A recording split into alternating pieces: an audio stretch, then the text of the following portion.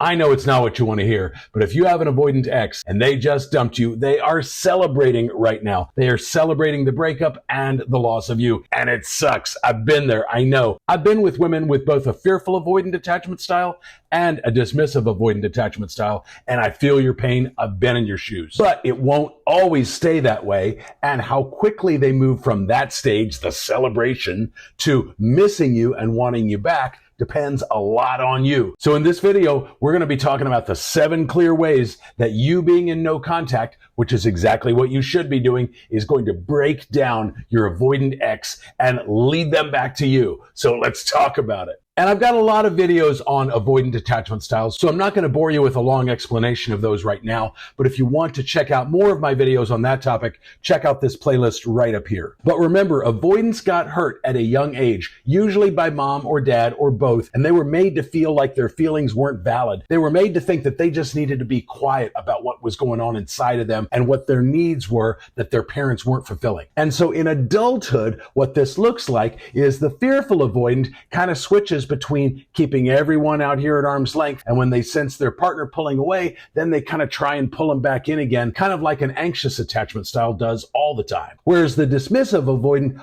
always keeps everybody out here because they're deathly afraid of getting hurt again. So if they never let anybody in too close, they feel like they're never going to be at risk of getting hurt again. And you've got to understand that psychology. You've got to understand how your actions can trigger their fears. And you've got to move forward, especially if they do come back, in a way that's not going to cause them to flee again. And you going no contact, which means no calling, no texting, no emailing, no stalking on social, and certainly no looking at their Facebook or Instagram stories, because your name will show up on a list of people who are viewing those. You being in no contact is mission critical here. You've got to give them time and space away from you to miss you. They probably saw you as needy, clingy, smothering, and controlling, and their fears of you still being that way have to go away completely before they'll even begin to miss you. And there's no reconciliation possibility until they start to miss you. Sign number 1, their social media becomes emotionally inconsistent. They're alternating between posting about freedom and independence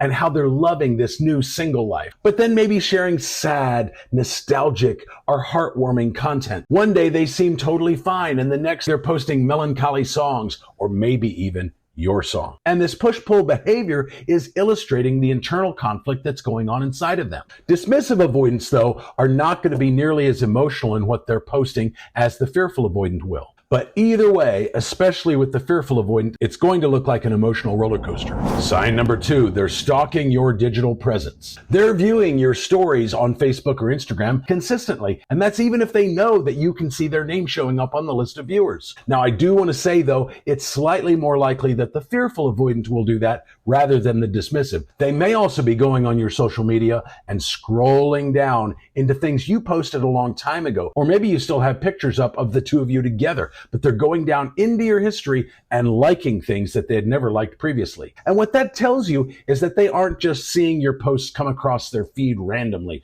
They're actively going to your profile and scrolling down into your past. And this digital behavior just kind of shows you that they're a little bit obsessed with you. They're wanting to stay connected with you, even if they're not reaching out directly. Sign number 3, they're probing through mutual friends. Friends tell you that your ex is repeatedly asking about you. They want to know what you've been up to, what you're doing, what new things are going on in your life, and they might even be bold enough to ask if you're seeing somebody new. And from what you're hearing, it just seems like your ex is bringing up your name unnecessarily. But I will say that fearful avoidants are much more likely to be asking a lot of questions all the time with all of your mutual friends, whereas the dismissive avoidant is going to be a lot more low-key and casual and just kind of maybe seek out a few trusted friends and just ask very nonchalant kind of questions.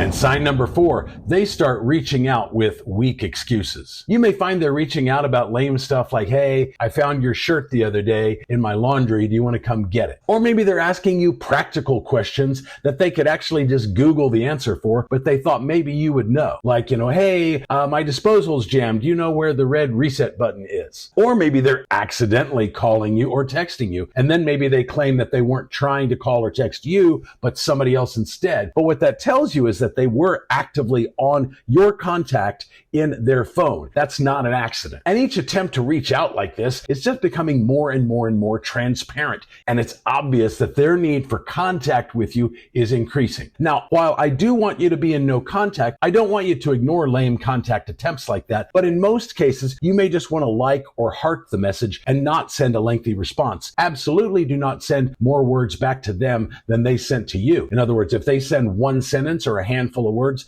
don't send a novel back. And if you send them something back, absolutely do not double or triple text. Wait for them to reply. And if it takes them hours to reply or days, you do the same thing back. Sign number 5, they're having delayed emotional reactions. You may not hear from them for months on end. Avoidants are notorious for taking a very long time to circle back around to you. And it's like I said earlier, their fears of you being needy and smothering and clingy have to go away before they're going to feel comfortable reaching out to you. But you may notice after a period of weeks or months that they're suddenly reaching out with emotionally charged messages. Maybe they reference things like, been thinking about you, or maybe they're admitting to feelings that they couldn't express to you when they were actually in a relationship with you. Now, this is going to be more likely with the fearful avoidant than with the dismissive, though. But this delayed processing is pretty typical of avoidant behavior. Sign number 6, they can't fully detach from your life. They're maintaining or maybe even rebuilding connections with mutual friends and family. After a breakup, it's not uncommon for people to drift away from their ex-partners, family members, and mutual friends that were a little bit more the other person's. But now you're hearing that they're reconnecting those friendships with everybody, including some of your family members. Maybe they haven't removed photos of the two of you together or just of you from their social media. They keep showing up accidentally at places where they think it's likely that you might be. Remember, they know your habits. They know your routines. They know what coffee shops you go to. They know what restaurants you like, what bars you like to go to, and what clubs you like to hang out at. And they likely know what days of the week you're most likely to be at those places. And they're preserving multiple pathways into your world instead of just moving on cleanly. Real quick, if you like this video, give me a thumbs up. It's a great way to say thank you to me, and it really helps me grow my channel, and I really appreciate you taking the time to do that. And then smash that subscribe button too.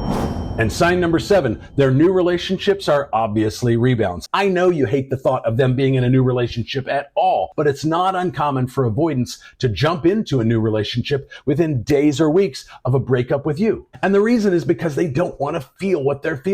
They don't want to grieve the loss of the relationship or the loss of you. And the easiest way to avoid doing that is to find somebody quickly to fill your shoes. And if they did jump into a relationship, I once had an ex jump into a relationship within 5 days of breaking it off with me. And who knows, maybe they had met and already been chatting before she dumped me. But you may notice if they've jumped into a rebound relationship like this, that when they post about this new person on social media, they're just going overboard talking about how amazing they are and about how amazing this relationship is. But the new relationship just lacks depth. And that's even more true if they became exclusive really fast and became boyfriend and girlfriend really fast. The ex I just mentioned was using the term boyfriend and girlfriend within maybe 2 weeks of breaking up with me. That's just ridiculously fast. And it's kind of like building a house of cards. There's just no structural foundation to build that on. And sooner or later, it will absolutely collapse. Rebounds have about a 75% failure rate, so don't worry if your ex is in one. It's very likely going to end. Now, dismissive avoidants are likely going to jump into a relationship with one person, but it's going to be fairly superficial, whereas fearful avoidants may go through a flurry of short-lived superficial relationships.